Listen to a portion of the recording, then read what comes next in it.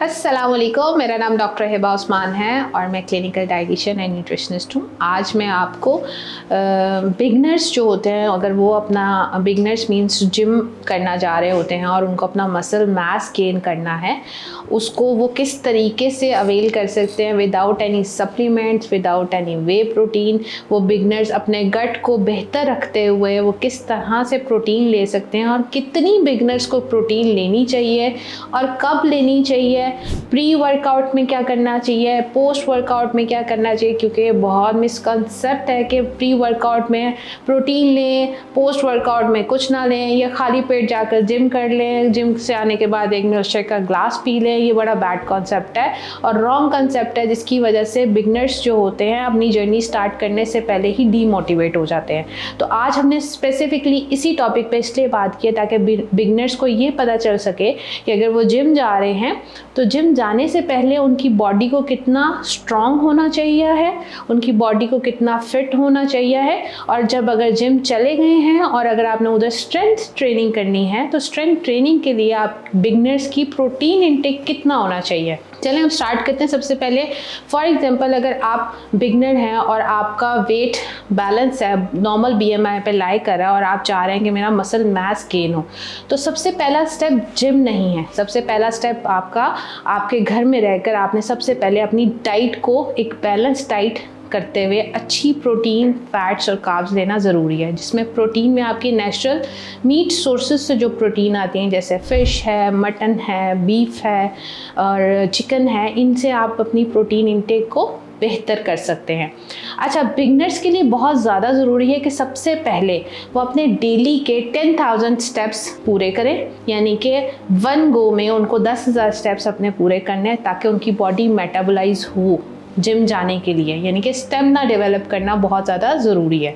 अब अगर वो फॉर एग्जांपल एक हफ्ते में 10,000 स्टेप्स कर लेते हैं 1 घंटे में और उनका नेक्स्ट स्टेप जाता है जॉगिंग पे, ठीक है, यानी कि अगर उन्होंने 1 घंटे में 10,000 स्टेप्स किए हैं और उसके साथ वो जॉगिंग कर रहे हैं तो उनकी बॉडी मेटाबोलाइज होने लग गई है और उनका स्टेमिना डेवलप हो गया है। अब स्टार्टिंग में उनका ये नहीं है कि उन्हें अगर अपनी weight muscle gain journey start करनी है तो स्टार्टिंग में ही उन्होंने इतना ज़्यादा खाने लग जाना है कि वो 10,000 स्टेप्स और जॉगिंग वाले स्टेप से गुजर ही ना पाए। आपने सबसे पहले अच्छी प्रोटीन, यानी कि वो फूड जिसमें प्रोटीन अच्छी हो, वो लेना स्टार्ट करनी है।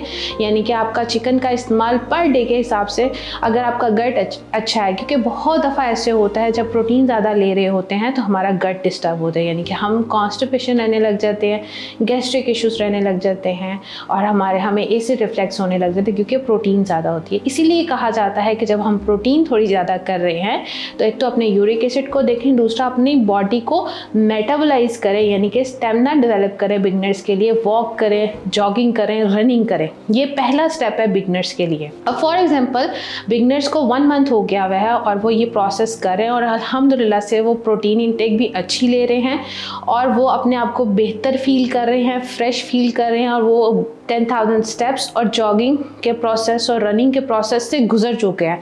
अब उनकी बॉडी तैयार हो गई है कि वो जिम के अंदर जाएं, ठीक है। अब जब वो 2nd मंथ जिम में जाते हैं, 3rd मंथ तक उनका ये पूरा एक प्रोसेस चलता है और उनकी बॉडी में स्टेमिना डेवलप हो जाता है, तो वो नेक्स्ट स्टेप जिम की तरफ जाते हैं। जिम में जाने के लिए ज़रूरी है कि पहले आपको हेल्दी होना है। ये पता होना बहुत ज़्यादा ज़रूरी है कि हेल्थ और हेल्दी होने में और फिट होने में क्या फ़र्क है। आप हेल्दी होंगे तो फिटनेस की तरफ जाएंगे, आप हेल्दी ही नहीं हैं तो फिटनेस की तरफ कभी नहीं जा सकते। अब 3 महीने आपने बहुत अच्छी डाइट ली, साथ में रनिंग की, 10,000 स्टेप्स पूरे किए, जॉगिंग की, आप हेल्दी हो गए और अब हेल्दी होने के बाद अब आप फिट होने जा रहे हैं किधर, जिम में। अब अगर आप जिम में गए हैं तो बहुत से वहाँ पे ट्रेनर्स भी होते हैं, वो ये कहते हैं आप वे प्रोटीन ले लें, आप जल्दी मसल मास गेन कर लेंगे, आपको 2 महीने में आपके एब्स बन जाएंगे। ये सारी फेक चीज़ें होती हैं।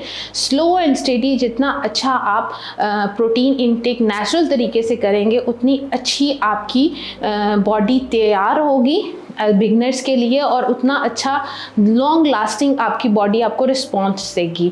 जब आप जिम में जाएंगे तो आप एक अच्छे कंसल्टेंट से अपना एक डाइट प्लान तैयार करवाएंगे आपके बॉडी फैट के मुताबिक, आपकी बॉडी बीएमआई के मुताबिक। जब आप एक अच्छे कंसल्टेंट से अपना डाइट प्लान तैयार करवाएंगे तो वो आपके डाइट प्लान में उतनी ही प्रोटीन देंगे जितनी आपकी नीड है।